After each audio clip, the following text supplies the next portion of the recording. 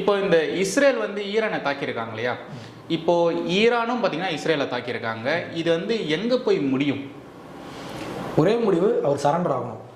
யார்? ஏன்னா Iran Iran அமெரிக்க அதிபரும் சரி, அவங்க இஸ்ரேல் அவங்க என்ன சொல்கிறாங்கன்னா, நீ சரண்டர் ஆயிரு, சரண்டர் ஆகணும். அப்போ வந்து ரெண்டு விஷயம், ஒன்று சரண்டர் ஆகி, இன்னொன்று அணு ஆயுதங்களை வந்து விட்டுரு. இந்த ரெண்டு விஷயம். அப்போ இந்த ரெண்டு விஷயத்தையும் அவங்க பண்ண மாட்டாங்க. நேற்று வரைக்கும் அவர் போஸ்ட் போட்டுருக்காரு, நாங்கள் ஜெயிப்போம். ஆமாம், ஈரான்காரர். அப்போ அந்த தாத்தா அவர் பதவியை விட்டு போகிற மாதிரி தெரியல. அப்போது இதுக்கு ஒரே வழி என்னன்னா, அவங்கள ஆட்சியை விட்டு அப்புறப்படுத்திட்டு, இதுக்கு முன்னால் இருந்த ஆட்சி, அந்த மன்னராட்சி முறை அவங்க இருந்தாங்க, ஆட்சி பண்ணிட்டு இருந்தாங்க. அவருடைய பையன் இன்னும் அவர் இருக்காரு. அவர் பேர் ரேசா ஷா, அவர் இருக்காரு. ஒருவேளை அவரை ஆட்சியில் கொண்டு வந்தாலும் ஓகே தான். இல்லைன்னா ஈரான் மக்கள் கிட்ட போயிட்டு அங்கே ஒரு எலெக்ஷன் நடத்தி இன்னொரு ஆட்சியாளரை அவங்க சூஸ் பண்ணாலும் ஓகே தான். ஏதோ ஒன்று நல்லது நடக்கணும். அப்போ இதுக்கு ஒரு முடிவு வரணும்னா இந்த ஆட்சி அப்புறப்படுத்தப்படணும். ஏன்னா இப்படியே விட்டோம்னா இவன் திருப்பி தான் வந்து அடிச்சிட்டு இருப்பான், ரைட்டா? ஏன்னா அவங்ககிட்ட அணு ஆயுதம் இருக்கிறதுக்கான எல்லா எவிடன்ஸும் உண்டு, நம்ம இல்லைன்னு சொல்லி மறுக்கலை. அப்போ நமக்கு இது ஆபத்தாக முடியும், நமக்குன்னா உலகத்துக்கே இது பெரிய பிரச்சனையாக முடியும். இது வேர்ல்டு வார் 3 வரது கூட வாய்ப்பு இருக்குது. அப்போது அவங்க முடிக்கிறது மட்டும் தான் ஒரே தீர்வாக இருக்கும்னு நான் நினைக்கிறேன். இப்போது நீங்கள் நியூஸில் பார்த்துருப்பீங்க, ஈரான் வச்சுருக்கக்கூடிய அந்த அணுகுண்டுலாம் இருக்கு இல்லையா, அந்த இடத்த வந்து நாங்கள் தாக்க போகிறோம் அப்படின்ற மாதிரி இஸ்ரேல் சொல்லிட்டு இருக்காங்க இல்லையா. ஒருவேளை அந்த இடத்த இஸ்ரேல் தாக்குனாங்கன்னா இந்தியா வரைக்கும் அந்த ஒரு பாதிப்பு இருக்கும், இந்த தார் டெசர்ட் வரைக்கும் அந்த ஒரு ரேடியேஷன் இருக்கிறதுக்கான வாய்ப்புகள் இருக்குன்னு சொல்கிறாங்க இல்லையா. ஸோ இஸ்ரேல் இது மாதிரியான பைத்தியக்காரத்தனமான வேலையை பார்ப்பாங்களா? அவங்க அப்படி பண்ணுவாங்கன்னு எனக்கு தோணலை. ஏன்னா அவங்களும் இந்தியாவே தார் டெசர்ட் வரைக்குமே அந்த ஒரு ரேடியேஷன் வருதுன்னா கண்டிப்பாக இஸ்ரேலும் காலியாகிறதுக்கான வாய்ப்புகள் இருக்கு இல்லையா. ஸோ நான் செத்தாலும் பரவாயில்ல நீயும் சாகணும் அப்படின்ற மாதிரியான ஒரு லூசுத்தனமான ஒரு முடிவை இஸ்ரேல் எடுக்க மாட்டாங்க. ஏன்னா இது வரைக்கும் அவங்க எடுத்ததும் கிடையாது. ஸோ அவங்க என்ன பண்ணுவாங்க, இது எப்படி அவங்க டேக்கிள் பண்ண போகிறாங்க? இது வரைக்கும் நம்ம பார்த்துருக்கோம்ல. இப்போ அந்த அணு ஆயுத சயின்டிஸ்ட்டை போட்டது கூட ஒரு பில்டிங் இருக்கு. அந்த பில்டிங்குள்ள ஒரே ஒரு சின்ன ஓட்டை, அது பெரிய ஒரு அப்பார்ட்மெண்ட் பில்டிங். அது உள்ளே இருந்தவனை அவன் எங்கே இருக்கான், யாரை போடணும் அப்படின்னு கிளியராக.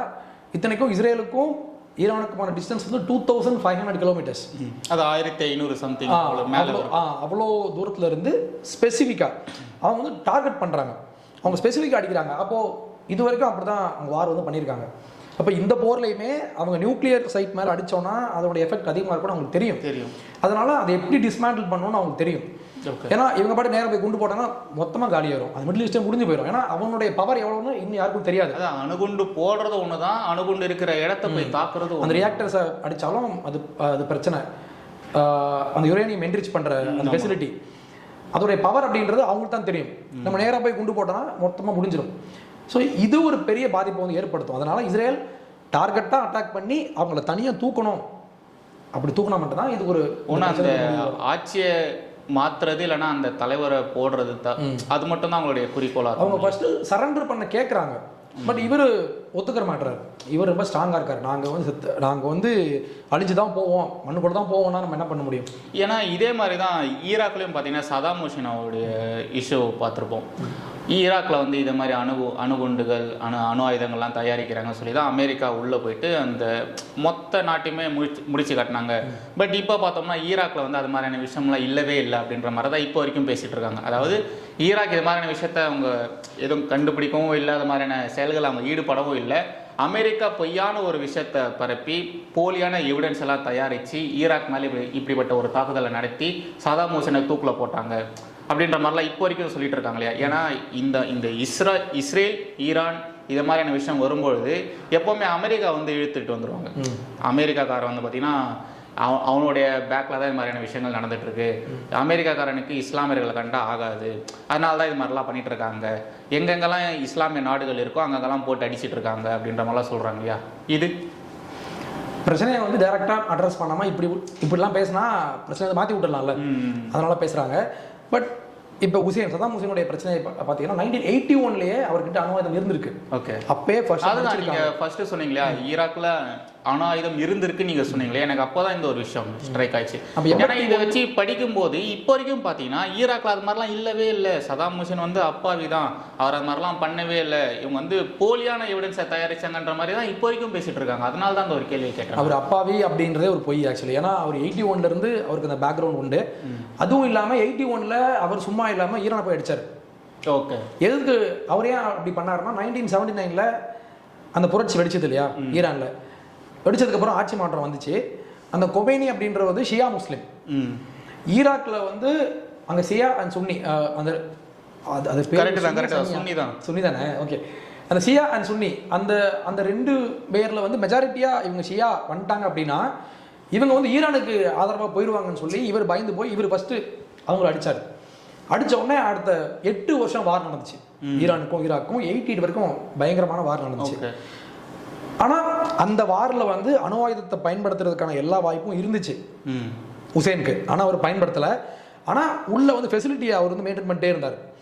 இது வந்து ஒரு கட்டத்துக்கு மேலே அதனுடைய போக்குவரத்து அவங்க அதை பண்ண விஷயங்கள்லாம் அதிகரிச்சதுக்கு அப்புறம் தான் அமெரிக்கா அவரை போட்டாங்க. ஆனால் அவர்கிட்ட அணு ஆயுதமே இல்லை அப்படின்னு சொல்றது போய் இருந்திருக்கு அப்போ 81லே.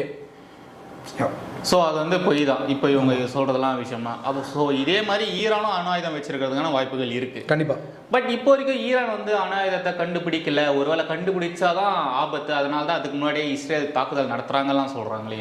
அது இஸ்ரேல் போட்ட அந்த 9 சயின்டிஸ்டும் யாரு? அவங்க நியூக்ளியர் சயின்டிஸ்ட். அதை ஈரான் மறுக்கவே இல்லை, ஈரானே ஒத்துக்கிறாங்க அவங்கன்னு சொல்லி. அப்போ நியூக்ளியர் சயின்டிஸ்டுக்கு அங்கே என்ன வேலை?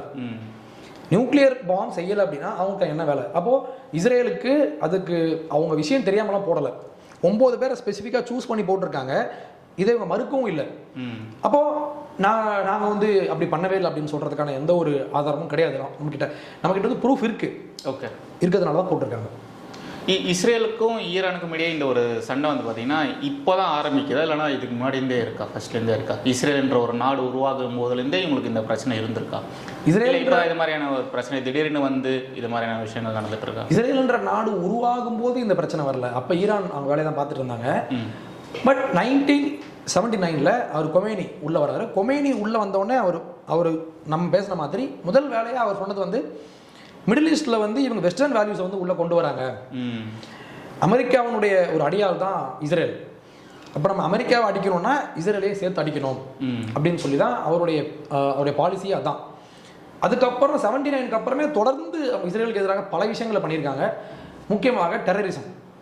இப்போது ஹமாஸ், ஹவுத்தீஸ், இந்த மாதிரி ISIS இந்த மாதிரி பெரிய பெரிய ஆட்களுக்கு ஃபண்டிங் பண்ணி அவங்கள வளர்த்து விட்ட ஒரு ஓனரே ஈரான் தான். ஆமாம், ஏன்னா அவங்களுடைய இது வந்து உலகத்துக்கு தெரிஞ்ச விஷயம். ஹவுத்தீஸ்ன்றவங்க ஓப்பனாகவே சொல்கிறாங்க, ஏமனில் உள்ள ஹவுத்தீஸ் ஈரான் சொல்கிறாங்க நாங்கள் அடிக்கிறோம் அப்படின்றத அவங்களுடைய ஸ்டேட்மெண்ட்டாகவே இருக்குது. அப்போது மிடில் ஈஸ்டில் இன்றைக்கி இந்த அளவு டெரரிசமை வளர்த்து விட்டு யாரை உள்ளே கொண்டு வரணும், யாரை வெளியே எடுக்கணும் அப்படின்ற அளவுக்கு பயங்கரமாக பொலிட்டிக்கலாக மேனுவர் பண்ணுறதுல ஈரானுடைய வேலைன்றது ரொம்ப முக்கியமானது. முக்கியமாக சிரியாவில் இவர் இருந்தார்ல ஆசாத், அவர் வந்து 2014 அவரை பதவிக்கு கொண்டு வந்ததே ஈரான் தான். அங்கே ஒரு உள்நாட்டு கலவரத்தை தூண்டி விட்டு அவரை கொண்டு வந்து வச்சாங்க. அவர் திருப்பி அவங்களுக்கு எதிராகவே திரும்பினார். அதெல்லாம் வேற கதை. அதுக்கப்புறம் 2011 அந்த அரபு வேர்ல்டில் மொத்தமாக நிறைய புரட்சி வந்துச்சு. எகிப்தில் ஆரம்பிச்சு நீங்கள் பார்த்துருப்பீங்க. அதுக்கு பின்னாலே ஈரான் தான் காரணம். அப்போ ஒரு அண்ட்ரஸ்ட்டை வந்து கிரியேட் பண்ணி அந்த அமைதியாக வாழ்ந்துட்டு இருந்த பூமியை மொத்தமாக ஒரு டெரரிசமுடைய ஒரு கூடாரமாக மாற்றி விட்டது வந்து ஈரான் தான்.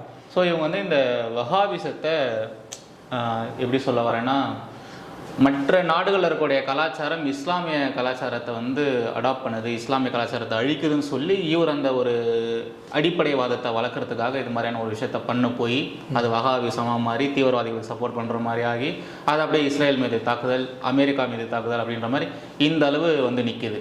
அவங்களுடைய பெயரை Islamic Republic of Iran. Iran. அப்போ